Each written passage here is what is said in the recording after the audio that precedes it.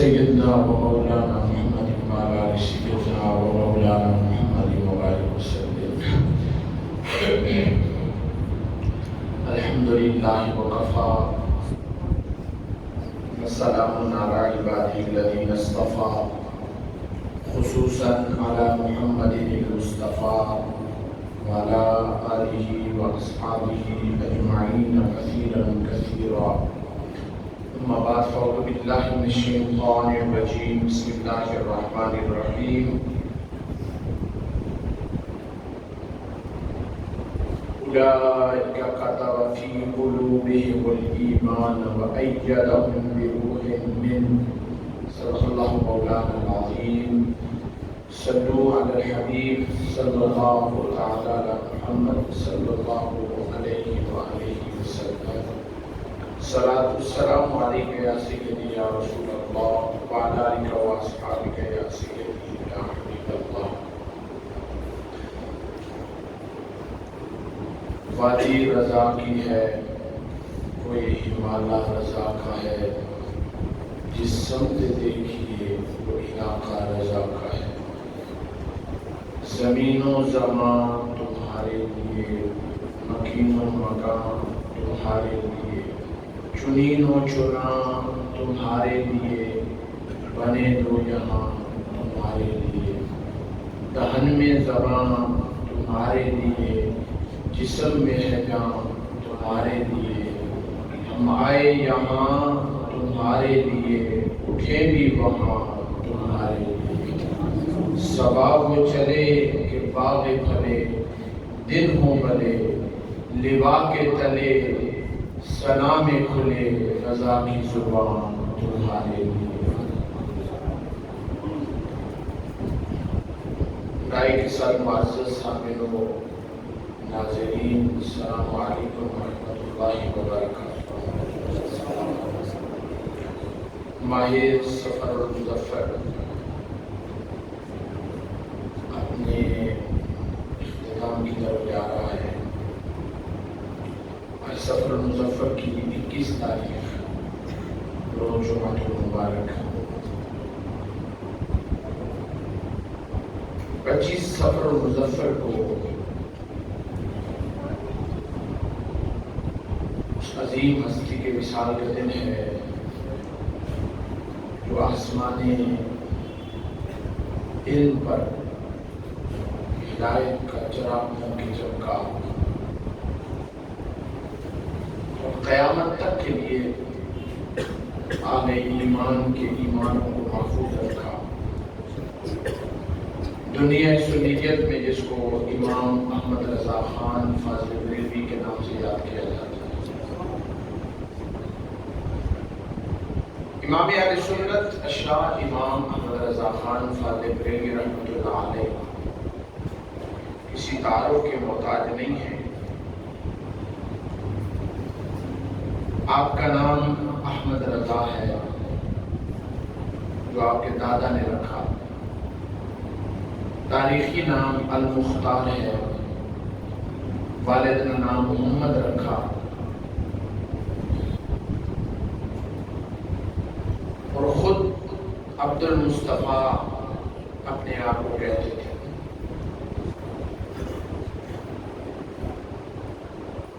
دس شوال المکرم 1856 میں آپ کی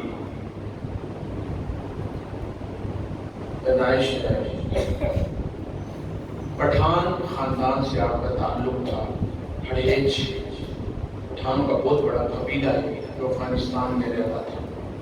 وہاں سے آپ ہجرت کر کے لاہور آئے اور لاہور کا جو شاہی قلعہ ہے یہ امام احمد رضا خان فاضل بریلوی کے پردادا کی ملکیت میں تھا اور وہاں بورڈ اویزہ میں تھا، کیونکہ شروع ہی سے آپ کا خاندان ایک وجاہت والا، وقار والا، مرتبے والا نہیں.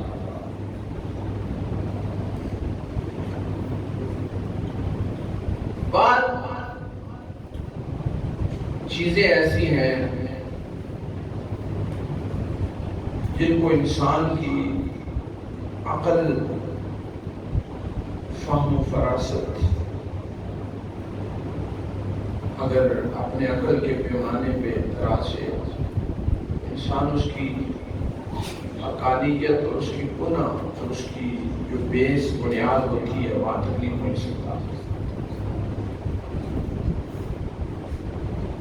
پھر آپ کا خاندان وہاں سے ہجرت کر کے بریلی پہنچا. آپ کے دادا مولانا رضا علی خان یہ بھی بہت بڑے محدث تھے، اور آپ کے والد مولانا نقی علی خان آپ بھی اتنے بڑے عالم تھے کہ ہندوستان کے سارے فتاوے جتنے بھی اہل سنت کے علماء تھے جب کوئی مشکل مسئلہ پیش آتا تو آپ کی بارگاہ میں بھیجا جاتا تھا. ہمارے بچوں نے احمد رضا خان فاضل بریلوی رحمۃ اللہ علیہ کو پڑھا نہیں، سمجھا نہیں، انہیں صرف شعر و شاعری تک معلوم. حالانکہ اللہ تعالیٰ نے آپ کو 56 علوم پہ مکمل دسترس حاصل تھا. مجدد کہلوانا آسان ہے، بننا بہت مشکل ہے. مجدد وہ نہیں جسے گلی کے 4 چھوکرے کہہ دیں کہ یہ مجدد ہے.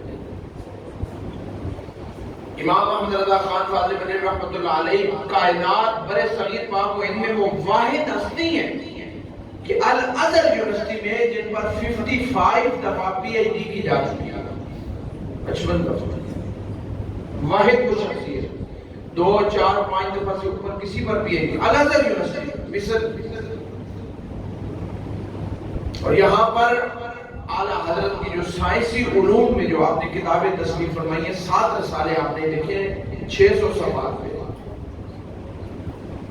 وہاں پر ان کا ریسرچ جاری ہے کہ آپ نے جو تھیسس پیش کیے ہیں، جو تھیوری آپ نے پیش کی ہے کیا واقعات، اور آپ نے ہمیشہ ایک چیز کو اپنے سر برق رکھا کیا کہ سائنس اور قرآن جب جمع ہو جائیں تو ہم اسی سائنس کو مانیں گے جو کلیتاً قرآن کے تابع ہوگی، کیونکہ اصل قرآن ہے.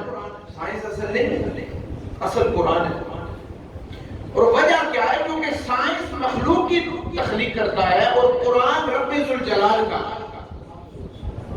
اور مخلوق کا علم اللہ کے علم سے زیادہ نہیں ہو سکتا. اور سائنس میں ایک تھیوری ہے، ایک فلسفہ ہے جو پیش کیا جاتا ہے ایسے ہو سکتا ہے، ایسے ہو سکتا ہے. لیکن قرآن میں پریکٹیکلی حقیقت ہے.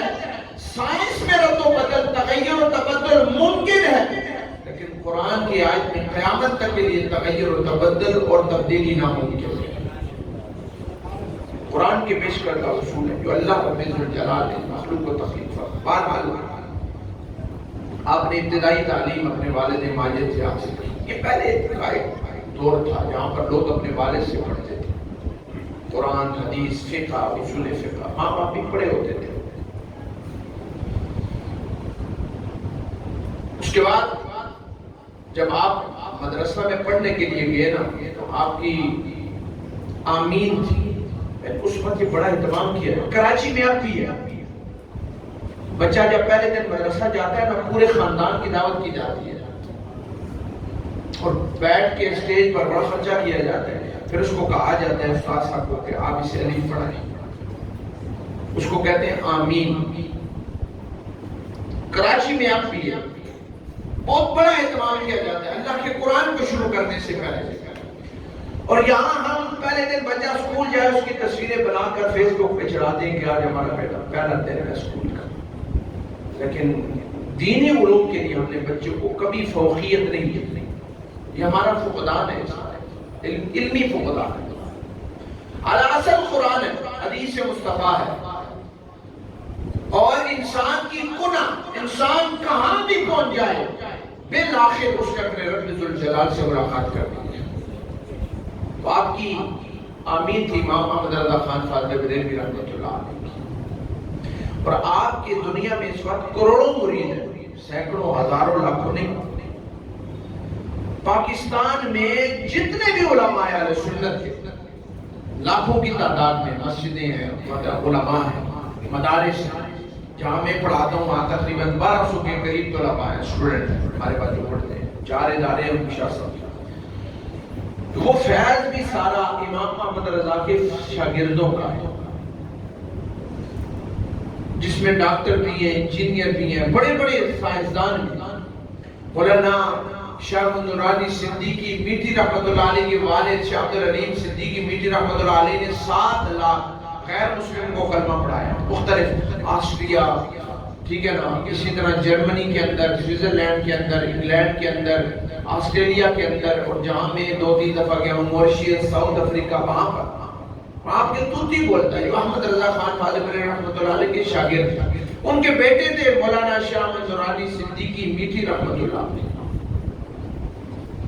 دنیا جانتی ہے 1973 میں جب قادیانیوں کو غیر مسلم قرار دیا گیا، 7 ستمبر جو کل کا دن گزرا ہے نا، یہ ختم نبوت کے ایام میں مشہور ترین دن ہے تاریخ پاکستان کے اندر، 7 ستمبر۔ اس دن قادیانیوں کے جتنے فرقے تھے، لاہوری فرقہ تھا، چکوالی فرقہ تھا، قادیانی، کیونکہ ان کے اندر بھی فرقے، سب کو متفقہ طور پہ کافر قرار دیا گیا، اور سب سے پہلے جس نے قرارداد پیش کی اور جد و جہد اور سٹرگل کیا، دنیا اسے شاہ امام نورانی کے نام سے یاد کرتی ہے، شاہ نورانی صدیقی میٹھی رحمۃ اللہ علیہ۔ اور جب آپ کے پاس لوگ آئے نا، آپ کی ملتا ہے پورا نوٹوں سے بھرے ہوئے بیگ لے کر آئے کہ حضرت یہ لے لیں اور آپ اس سے پیچھے آ جائیں، تو آپ نے فرمایا تم نے دیر کر دی، فرمایا کہ ہم سے بھی زیادہ کسی نے خریدا ہے، فرمایا ہمارا سودا دربار مصطفیٰ میں ہو چکا، حضور کے دربار میں ہمارا سودا ہو چکا، اب دنیا کی یہ خیرات ہمارے کسی کام کی نہیں، یہ واپس لے جاؤ، یا تو ہم کٹ سکتے ہیں لیکن ختم نبوت کے تحفظ سے ایک پل بھی ہم جنبش اور حرکت نہیں کر سکتے۔ اور پھر بھٹو نے، یہ اس کا ایک بہت بڑا کارنامہ ہے، جس حیثیت سے بھی اس نے سائن کیے، سگنیچر کر دیے، اس نے دباؤ تھا پاکستان کے اندرونی طور پر۔ بہرحال امام احمد رضا خان فاضل رحمۃ اللہ علیہ آمین ہے، پہلا دن ہے، پڑھنے گیا تو استاد نے جب پڑھایا نا لام الف، تختی پڑھی پڑھا کر نہیں یاد تک، تو اس کے بعد دوسری تختی شروع ہوتی ہے لام الف سے۔ جب انہوں نے پڑھا لام الف تو آپ اپنے باپ کے چہرے کو دیکھا، مولانا نقی علی خان، فرمایا یہ تو پڑھ چکے ہیں، الف بھی پڑھ چکے ہیں، لام بھی پڑھ چکے ہیں، تو یہ تو الگ الگ حروف ہیں، ان کو ایک ملا کر کیوں کیا گیا لام الف؟ تو بڑے شاطر نگاہ تھے، سمجھ گئے، فرمایا بیٹا اصل میں الف کا اپنا وجود نہیں ہے، الف ساکن ہوتا ہے، اور جو آپ نے شروع میں پڑھا وہ حمزہ تھا۔ حمزہ کے لکھنے کے 2 طریقے، حمزہ سیدھا بھی لکھا جاتا ہے اور یوں بھی لکھا جاتا ہے، گل عین حمزہ۔ تو رسم الخط جو لوگ پڑھتے ہیں نا تجوید کے ساتھ قرآن، ان کو الف نہیں پڑھا جاتا، کیا پڑھا جاتا ہے؟ حمزہ، جس کے اوپر زبر زیر پیش کوئی بھی حرکت ہو وہ حمزہ ہوتا ہے، وہ الف نہیں ہوتی۔ فرمایا الف اپنے وجود میں غیر کا محتاج ہے، وہ خود برقرار نہیں رہ سکتا، تو اسے ملانے کے لیے لام لایا گیا۔ اعلیٰ حضرت نے چھوٹے سے 4 سالوں میں فرمایا ابو لام ہی کیوں لایا گیا؟ با کو لے آتے، سین کو لے آتے، جیم کو لے آتے، قاف کو لے آتے، نون کو لے آتے، لام الف کیوں ہے؟ تو کمال کی وجہ اپنے باپ نے فرمایا بیٹا اس لیے کہ الف سے مراد اللہ ہے، لام سے مراد اللہ ہے نہیں فلاحیت۔ مسئلہ کیا ہے؟ فرمایا جو لام بنتا ہے نا، یعنی اپنے آپ کو مٹاتا ہے، اللہ اسے اپنا آپ عطا فرما دیتا ہے۔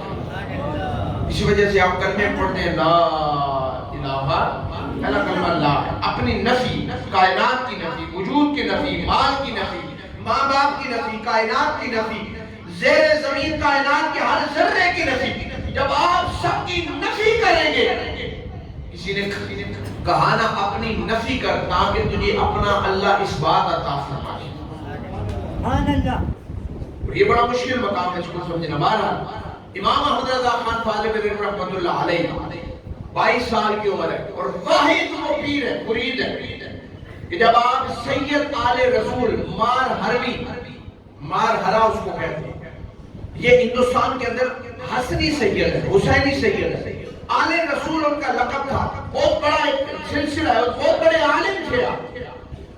آج جب ان کی بارگاہ میں پیش ہوئے نا بیعت کے لیے، احمد رضا 22 سال کی عمر ہے، تو جب وہاں پر پہنچے تو ایسے لگ رہا تھا جیسے مرشد پہلے سے مرید کا انتظار کر رہا تھا۔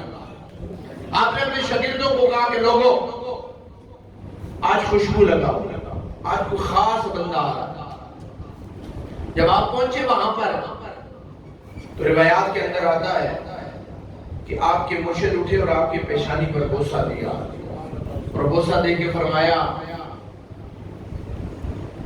بیٹھو۔ جب بٹھایا نا تو آپ نے ان کو اجازت دی، بیعت کی اور سارے سلسلوں کی اجازت دی، تمام اجازت دی۔ پاس بیٹھے دیگر مریدین نے کہا حضرت ہے بھی غیر سید، ہے بھی پٹھان، ہم 10 سال ہو چکے آپ کے پاس علم دین حاصل کر رہے ہیں، آپ ہمارے تزکیہ قلب میں لگے ہوئے ہیں، تزکیہ نفس میں لگے ہوئے ہیں اور 1-2 خلافتیں دیتے ہیں، اور احمد رضا کو آپ نے ساری خلافتیں عطا فرما دی ہیں۔ فرمایا تم تیار ہونے کے لیے آئے تھے، اسے رسول اللہ نے پہلے سے تیار کر کے بھیجا ہے۔ اور پھر آپ نے خود کہا تھا درود پاک پڑھیں، بھائی بیٹھ جائیں ان کو بٹھائیں گے، یہ مسجد ہے بھائی، یہاں تقریر ہو رہی ہے، مفتی کا کار ہوتا ہے، بیٹھ درود شریف پڑھیں۔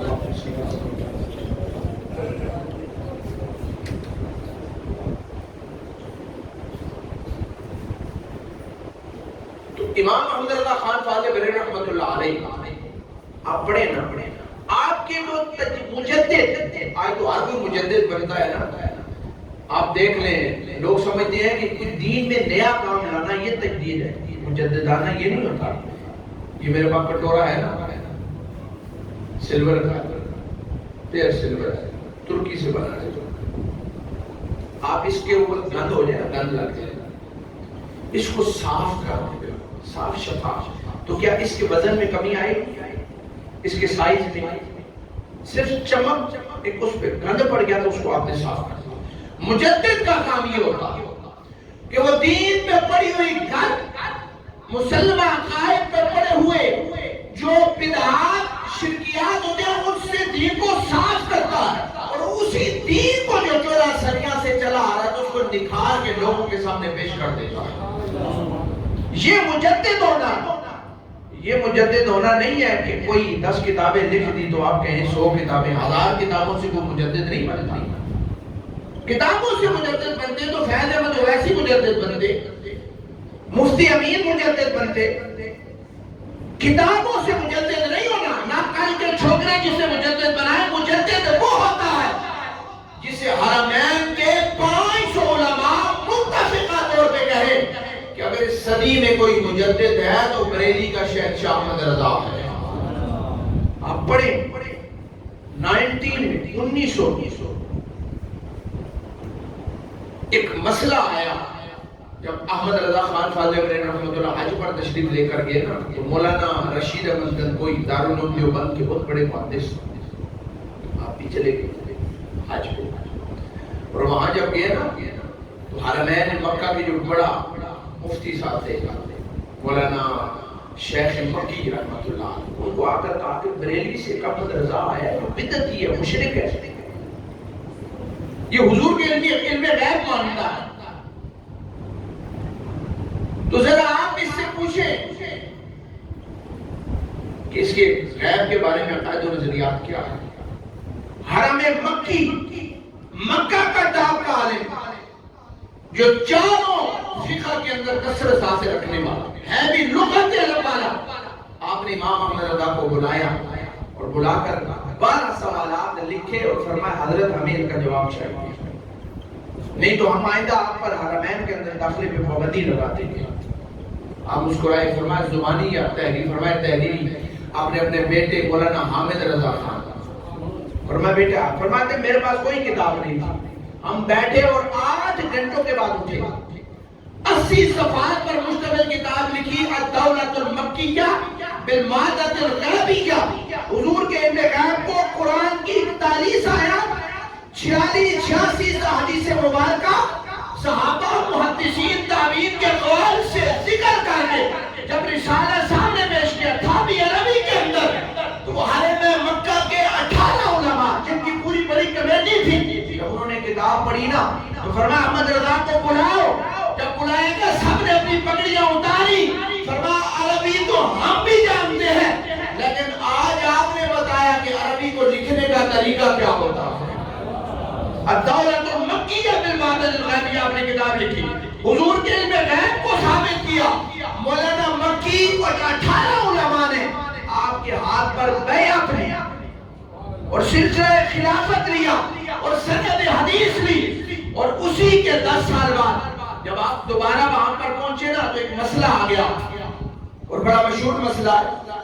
یہ درہم، یہ جو پیسہ چلے نا کرنسی، نوٹ کی کرنسی، یہ 1910 سے چلے. اس سے پہلے درہم اور دنانیر ہوتے تھے، چاندی کے سکے ہوتے تھے اور سونے کے. نوٹ نہیں تھا پوری دنیا کے اندر. پھر نوٹ نیا چلا.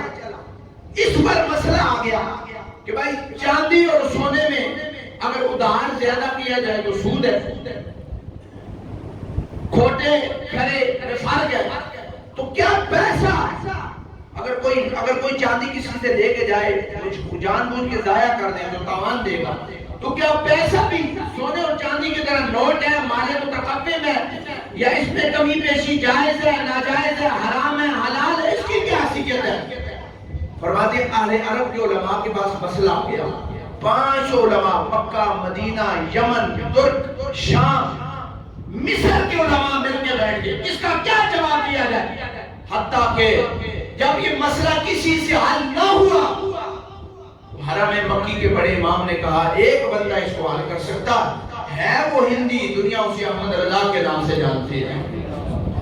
جب آپ کے پاس کوئی استفتاء آیا نا، آپ بڑے پورے واقعات کو آپ نے 70 صفحات میں مکمل جواب لکھا اور حرم مکی کی طرف روانہ کر دیا لکھ کر. اور پیچھے حج کا موسم تھا، آپ بھی حج کے لیے روانہ ہو گئے. آپ خود فرماتے ہیں کہ میں حج سے جب فارغ ہوا نا تو میں مکہ میں بیٹھا ہوا تھا تو میں نے کہا چلو جا کر لائبریری کا طواف کرتا ہوں، لائبریری کو دیکھتا ہوں. تو اہل علم کا ذوق ہوتا ہے، وہ مطالعہ زیادہ کرتے ہیں. آپ جب نکلے نا مطالعہ کے لیے تو فرماتے ہیں وہاں پر جو حرم مکی کا سب سے بڑا امام تھا وہ میرے ہی رسالے دولت المکیہ، وہ کیا تھا، کفل الفقیر الفاہم فی احکام قرطاس الدراہم، اسی کو پڑھ رہا تھا. اور پڑھتے پڑھتے ہوئے جب جوش میں آتا تو اپنی ران پہ ہاتھ مار کے کہتا پڑھایا تو ہم نے بھی 40 سال ہے لیکن سمجھایا احمد رضا نے ہے. فرمایا پڑھاتے جو جس کی ہم بھی رہے لیکن اس کو پریکٹیکلی اس کو استعمال کرنا وہ احمد رضا نے استعمال کیا. اور پھر یہ درہ امتیاز بن گیا مکہ اور مدینہ میں. فرماتے جب ہم کسی کو جاننا چاہتے کہ یہ سنی ہے یا بد مذہب ہے، ہم احمد رضا کا نام لیتے. اگر چہرہ چمکتا سمجھ جاتے سنی ہے، اور اگر چہرے پہ بات آتے سمجھ جاتے یہ بدعتی ہے. تو جس احمد رضا کو عرب کے 500 علماء مجددیت کا سرٹیفکیٹ دیں، آج اسے مجددانہ کردار ماننے کے لیے کسی گلی کے کسی مولوی کی ضرورت نہیں ہے. اللہ کی عزت و جلال کی قسم آج بھی آپ فتاوی رضیہ کو، یہ میرے پاس تفسیر ہے، تفسیر نعیمی، یہ لکھنے والے احمد رضا کے شاگرد مولانا مفتی احمد یار خان نعیمی رحمۃ اللہ، یہ طبیان القرآن علامہ غلام رسول سعیدی رحمۃ اللہ، یہ محدث اعظم پاکستان مولانا سردار احمد کے شاگرد ہیں. اور پنڈی کے اندر جتنا فیض ہے، چاہے جامعہ رضویہ ضیاءالعلوم پیر سید حسین الدین شاہ ہو، چاہے جامعہ غوثیہ ضیاءالعلوم پیر سید ضیاء الحق شاہ صاحب، چاہے جتنے بھی بڑے بڑے اکابرین کو ملک پاکستان کے اندر آپ اٹھا کر دیکھ لیں، سارے کے سارے تھے یا ڈائریکٹ یا انڈائریکٹ یا تو احمد رضا کے شاگرد ہیں یا آپ کے شاگردوں کے شاگرد ہیں. تو میرے امام کا ڈنکا قیامت تک بجے گا. اور جب آپ آخری مرتبہ حج کے لیے تشریف لے کر گئے نا تو لوگوں نے اعتراض کیا بڑا عاشق رسول بنا پھرتا ہے، لیکن آج تک حضور کے چہرے کی زیارت سے مشرف نہیں ہوا. جب آپ وہاں پہنچے نا مدینہ مکہ میں تو وہاں سے نکلے مدینے کی طرف تو قلم کو جنبش دی، فرمایا حاجیو آؤ شہنشاہ کا روزہ دیکھو. محبت سے کہیے سبحان اللہ. حاجیو آؤ شہنشاہ کا روزہ دیکھو. کعبہ تو دیکھ چکے، اب کعبے کا کعبہ دیکھو. محبت سے کہیے سبحان اللہ. کعبے کا کعبہ دیکھو. اور کیا خوب آواز میں کہا کہ غور سے سن رضا، کعبے سے آتی ہے صدا. غور سے سن رضا، کعبے سے آتی ہے صدا، میری آنکھوں سے میرے پیارے کا روزہ دیتا. فرماتے ہیں جب مدینہ منورہ پہنچے، پہلی رات ہے، بارگاہ مصطفیٰ میں مراقبہ کی کیفیت سے پیش ہوئے کہ یا رسول اللہ ہمیں بھی جلوہ عطا فرمائیں. خود لکھتے ہیں جلوہ عطا نہیں ہوا. جس طرح منظور خدا فقیر اٹھا، عبادات کی اگلا دن آ گیا، پھر روزہ رسول کے سامنے پہنچے نا تو آپ نے یہ شعریہ کلام لکھا، وہ سوئے لالا زار پھرتے ہیں، تیرے دل میں بہار پھرتے ہیں، اس گلی کا گدا ہوں میں جس میں مانگتے تاجدار پھرتے ہیں. کوئی کیوں پوچھے تیری بات رضا، تجھ سے شہدہ ہزار پھرتے ہیں. فرماتے اچانک میرے سامنے سے پردے ہٹے، جلوہ مصطفیٰ سامنے آیا اور فرماتے ہیں صبح طیبہ میں ہوئی، پتا ہے بڑا نور کا، صدقہ لینے نور کا، آیا ہے تارا نور کا. جلووں سے محمد رضا خان پالے رحمت اللہ علیہ. میں آپ کو آخر میں عبرت کے طور پہ بھی کچھ چیزیں سمجھا کہ لیکن غور جس کو نتیجہ کہتے ہیں. آپ فرما دیں میں نے ساری زندگی میں کبھی نماز کو قضا نہیں کیا. یہ عاشق مصطفیٰ ہوتا ہے. اور جب داڑھی کا مسئلہ آیا نا کہ داڑھی ایک مش رکھنا واجب ہے، سنت ہے. آج کل کچھ نئے نئے مفتی بنے ہوئے ہیں نا جو کہتے ہیں یہ داڑھی چھوٹی چھوٹی بھی ہو تو داڑھی ہے، ایک مش داڑھی واجب نہیں ہے. آپ نے 105 دلیلیں ذکر کی ہیں داڑھی کے وجوب پہ، اور فرمایا ایک مش داڑھی رکھنا یہ سنت مصطفیٰ ہے. اور پھر آپ نے فرمایا تھا کہ اندھیری رات سنی تھی چراغ لے کے چلے. جب آپ سے پوچھا گیا یہ چراغ سے مراد کیا ہے، قبر میں چراغ کیا ہے، فرمایا جس کی داڑھی سنت مصطفیٰ کے مطابق ہو قبر میں جائے گا چراغ کی طرح اللہ اس کی داڑھی کو روشن فرما دے گا. یہ پہچان مصطفیٰ مسلمان کے چہرہ سنت مصطفیٰ سے روشن. میں بھی آپ کو دعوت فکر دے رہا ہوں، آئیں اپنے چہروں کو سنت مصطفیٰ سے مزین فرمائیں، مزین فرمائیں اپنے چہروں. جو گناہ کر چکے مولا توبہ کرتا ہوں، تیری بارگاہ میں توبہ کرتا ہوں یا اللہ. فرمایا جنا بنے گی محبان چار یار کی قبر جو اپنے سینے میں یہ چار باغ لے کے چلے. اندھیری رات سنی تھی چراغ لے کے چلے، وہ چراغ سنت مصطفیٰ. اور احمد رضا خان فاضل بریلوی، آج تو لوگوں نے کیا کہتے ہیں متشدد، فتوے میں جلد باز. پیر سید دیدار علی شاہ صاحب محدث علی پور رحمت اللہ علیہ، سید ذات محدث وہ ہوتا ہے جسے 10,000 حدیثیں زبانی یاد ہو، 10,000. آپ جب امام احمد رضا خان فاضل بریلوی سید ہیں اور اعلیٰ حضرت نائب غوث اعظم ہیں، اور جو نائب غوث اعظم ہو وہ خود غوثیت کے درجے پہ فائز ہوتا ہے، اور ان کو نائب غوث اعظم کسی غیر سید نے نہیں کہا بلکہ پیر سید دیدار علی شاہ اور پیر سید جماعت علی شاہ نے کہا. کہ جب آپ ملنے کے لیے گئے نا مولانا سید نعیم الدین مراد آبادی، کنز الایمان ترجمہ آپ اپنے گھروں میں رکھیں. افسوس ہے اس بات کا، ہماری مسجدوں میں کہتا ہوں 10 قرآن رکھنے کے بجائے کنز الایمان رکھ دیا. کنز الایمان ترجمہ وہ بیان وقت تفسیر بھی ہے، بیان وقت ترجمہ بھی ہے، بیان وقت لغت کی ساری کتابوں کا مجموعہ بھی ہے، جس میں اللہ کی توحید کا بھی لحاظ رکھا گیا ہے، حضور کی رسالت کا بھی لحاظ رکھا گیا ہے. کنز الایمان کو آپ پڑھ. ایسے بدبخت لوگ آئے ہندوستان میں جنہوں نے مکر ہوا، مکر اللہ کا ترجمہ کیا ہے اللہ نے مکر کیا، اللہ نے مکر. اور جب بات آئی نا وواجدہ کا دعاً فعلا تو کیا ترجمہ کیا، حضور آپ کو شریعت سے بے خبر پائے. اور ان اللہ علیہ کل شیء قدیر کے تحت ترجمہ کیا اللہ ہر چیز پر قادر ہے، جھوٹ بولنے میں بھی اللہ قادر ہے. بتاؤ